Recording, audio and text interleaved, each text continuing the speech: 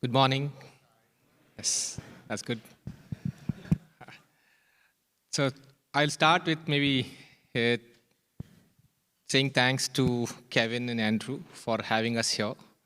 I know this is a bit different topic compared to what you are discussing, but I'll try and make sure that it is interesting and you take away something out of this session, right? So thanks again for attending. My special thanks also to the principal sponsors, SCB, for having us here. Abhishek, in particular, good friend, and thank you, Abhishek, for having us here. Uh, we have about 20 minutes, so we will take you through one. Firstly, Kevin spoke about India growth story. So we will spend a couple of minutes on the India growth story, and then we'll straight away dive into gift, right? And we will unpack what is gift for you, right, as we go. Uh, yes. So firstly, work.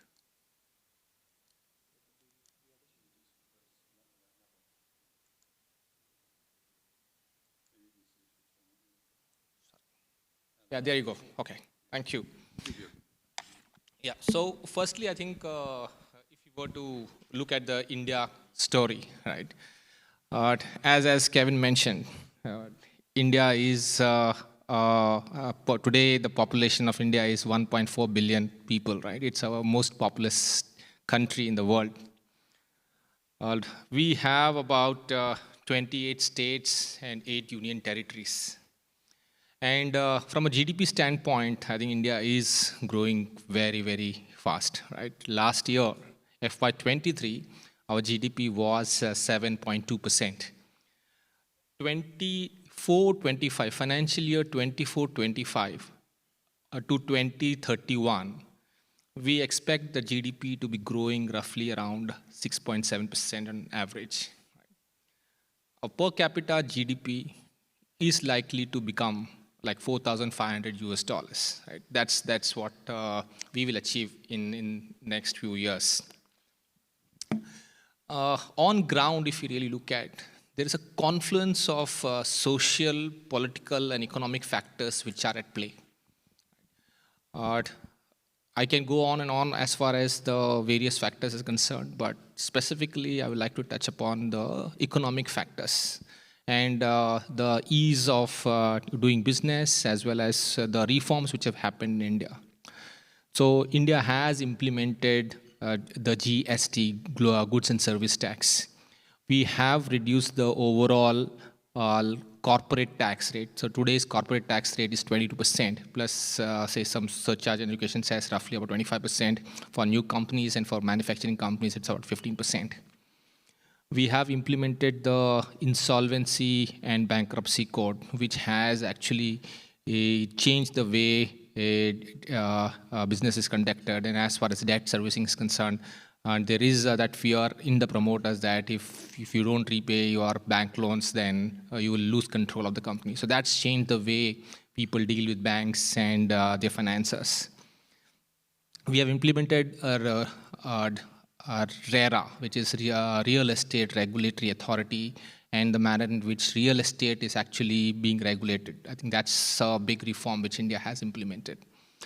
Uh, Also, the very important thing is that digital stack, right? India has a very, very powerful digital stack, and all the transactions today, right? A lot of transactions are actually happening through this the digital stacks. We have Aadhaar, we have UPI, right? So there are a number of transactions which are actually happening, or the benefits which are actually given to the poor, right, through direct benefit transfer. It's all happening through this digital stack. So that's actually changing the way things are happening on ground in India. Uh, if you look at availability of talent, right, talent is no longer restricted to major cities.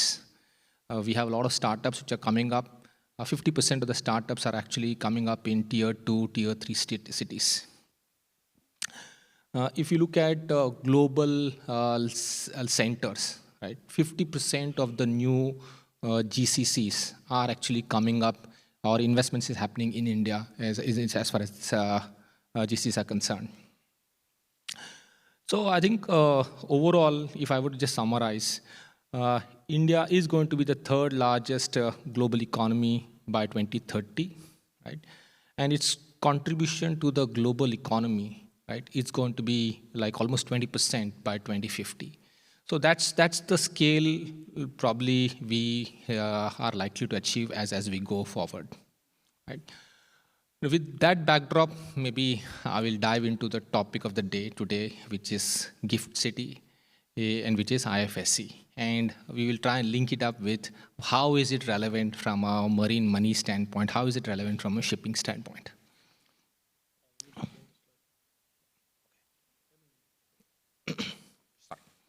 So firstly, what is GIFT? It's an acronym for Gujarat International Finance Tech City. Right? Gujarat is one of the 28 states. It's the westernmost state of India. It is the state where the current Prime Minister hails from. Mr. Narendra Modi was the Chief Minister earlier of this state. And he has kind of conceptualized the whole thing of Gujarat International Finance Tech City.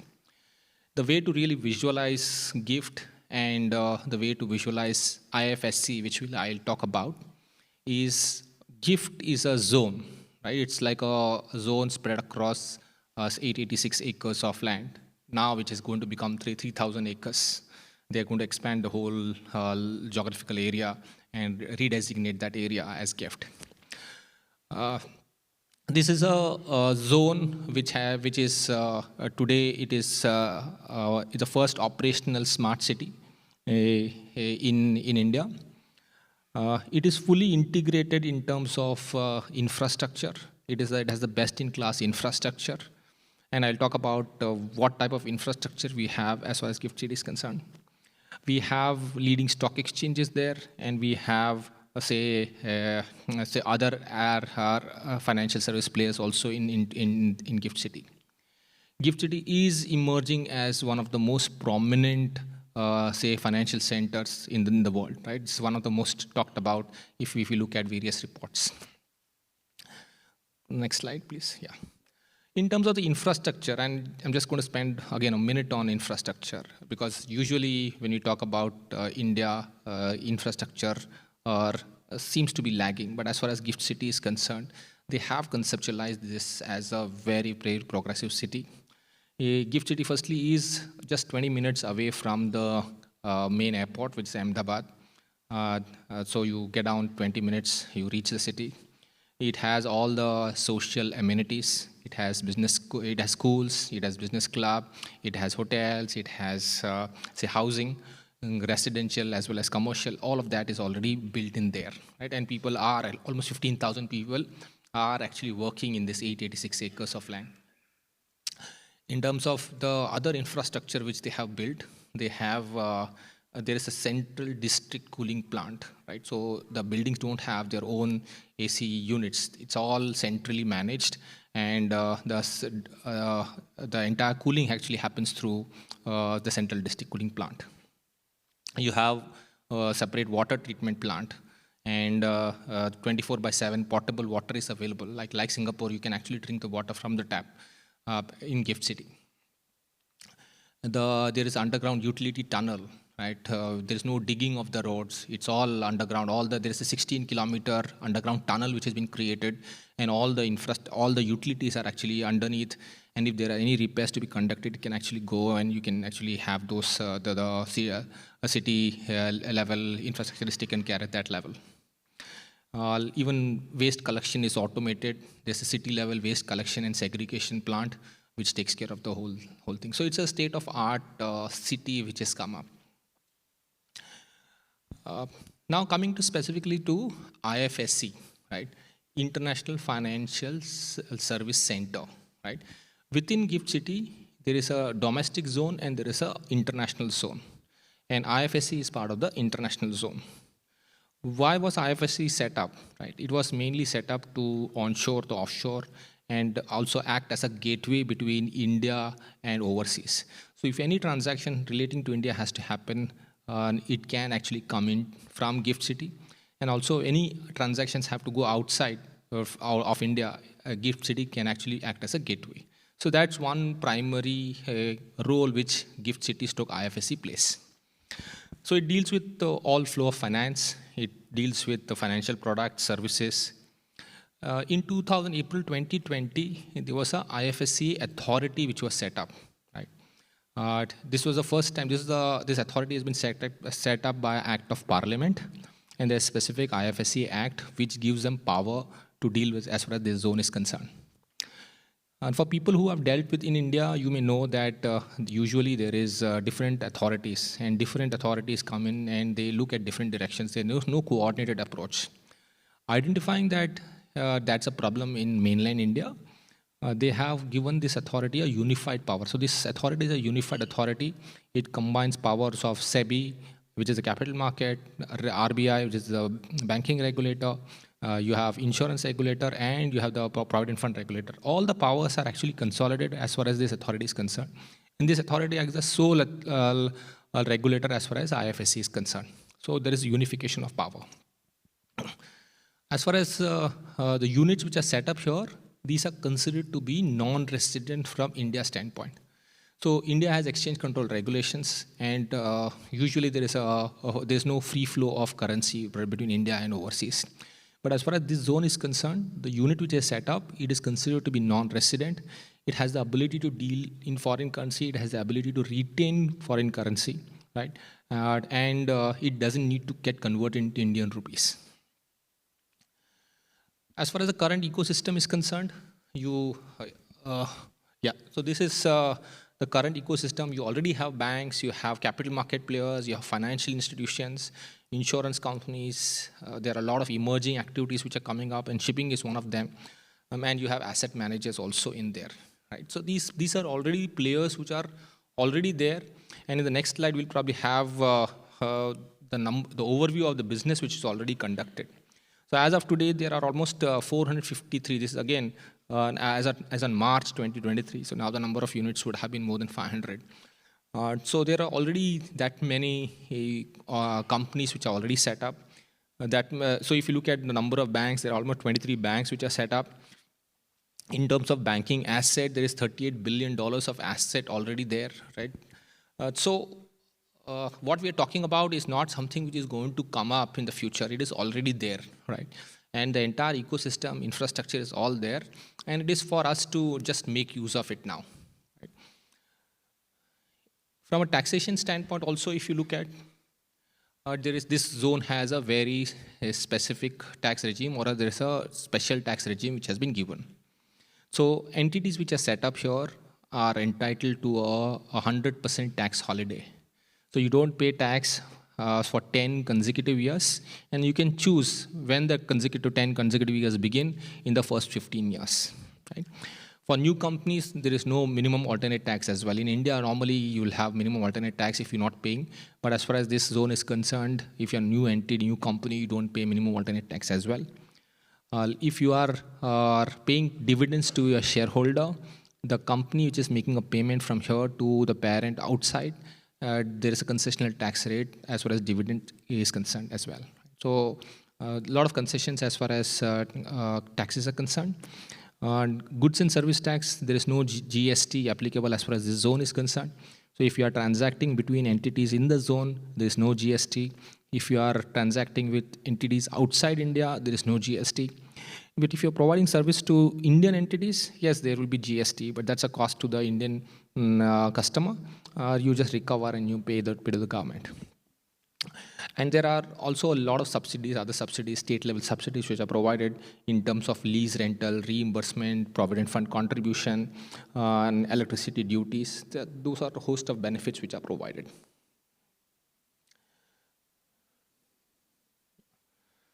So coming to specifically to ship leasing and how is it relevant from our perspective. What IFSC authority has done is it has come out with a specific framework for shipping entities, calling it ship leasing because it's financial services. Therefore, it's the leasing term is being used. But as far as the nature of activity is concerned, right? For this, as far as the entities which are set up here are concerned, they can do operating lease, they can do finance lease, they can do a hybrid of finance and operating lease. So all of that is permitted. And then when I say operating lease, you can do BBC model, you can have BBCD model, right?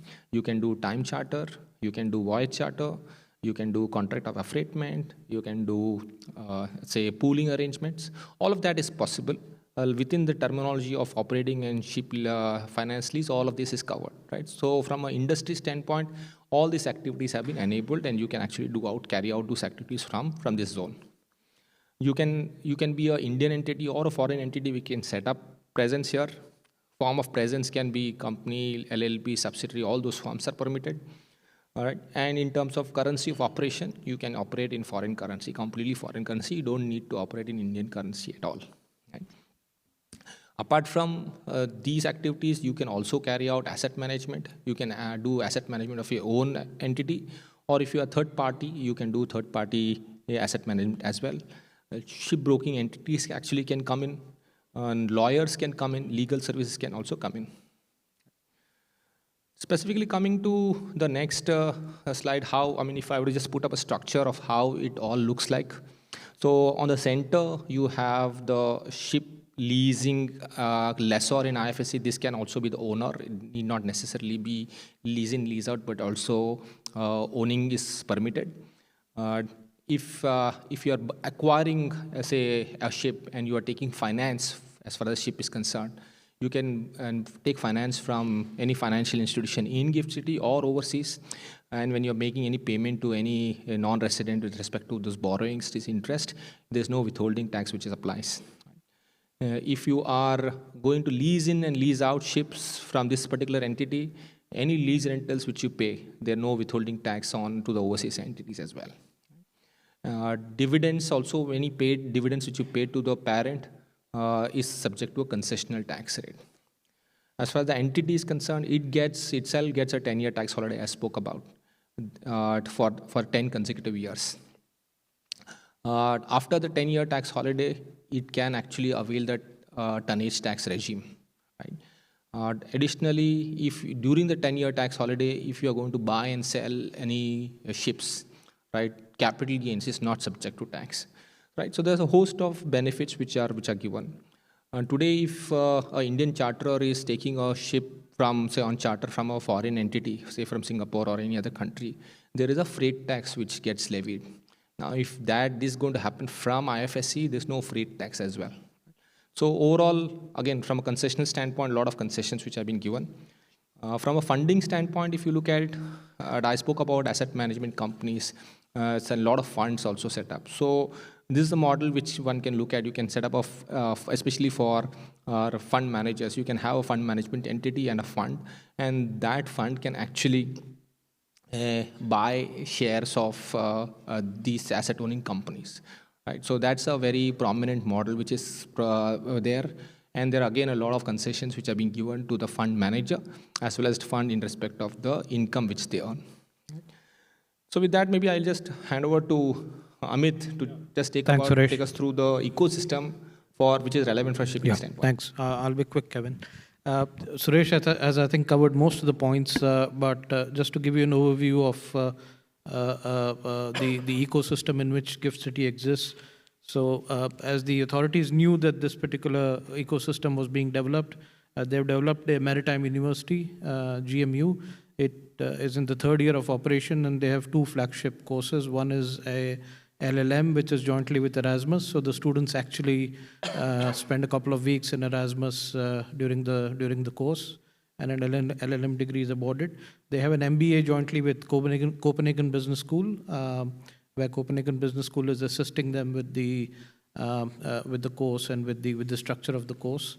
The university is currently operating from the National Law University campuses, but they'll soon have their own campus.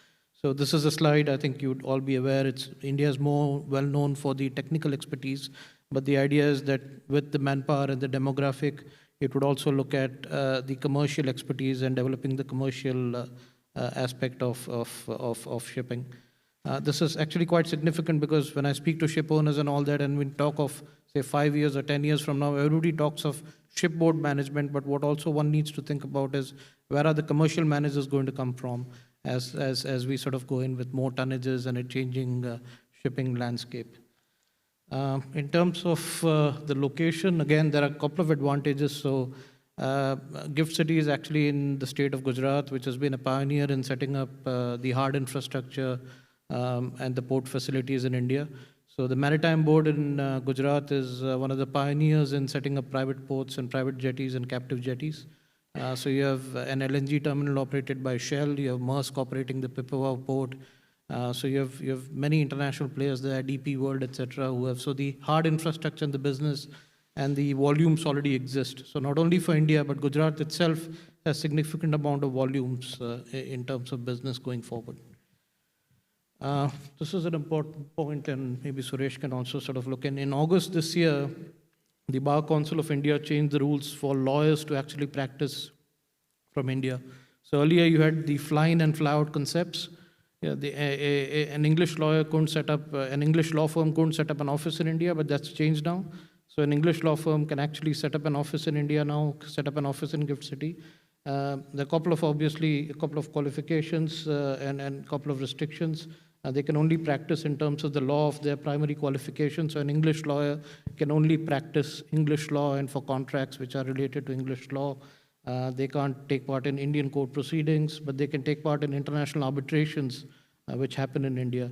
So it's now, as you know, most of the shipping contracts are subject to English law. And even though some of the Indian public sector units use Indian law, most of the private sector, almost all the private sector units and other contracts are always subject to English law.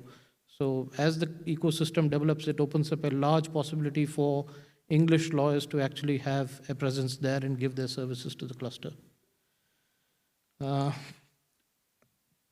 arbitration center, yeah. So in anticipation of that, the Gujarat Maritime Cluster has already set up a International Maritime Arbitration Center, which is fully equipped in terms of conducting arbitration, mediation.